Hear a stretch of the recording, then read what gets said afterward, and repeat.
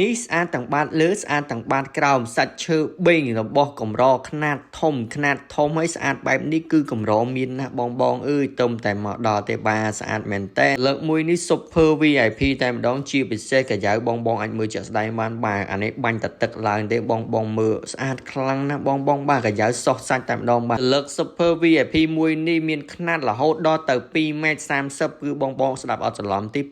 2.30 កម្រមានកាយបែបនេះហើយមុខខ្នាតធំប៉ុណ្នេះបងបាទលើកមួយនេះមិនត្រឹមតែកាយស្អាតទេស្អាតទាំងបាតលើហើយស្អាតទាំងបាតក្រោមទៀតបងអើយរកណាបានឲ្យកម្រាស់ក្រាស់ទៀតកម្រាស់វារហូតដល់ទៅ17កន្លះមុខកាត់ធំហើយកម្រាស់ដល់ទៅ72ទឹកទៀតបងអើយ17កន្លះបងបាទមិនងាយរកបានទេបងអើយសន្លឹកឲ្យកាយស្អាតបែបនេះបងដែលជាឥឡូវដាក់តម្លៃពិសេសជូនឲ្យ free ជើង Super VIP មួយទៀតគឺមួយសាច់តែម្ដងឆ្លាក់ចេញពីសាច់ឈើពិតហើយតម្លៃគ្រាន់តែជើងបងចូល 2000 ជាងបងចំណេញមែនតើ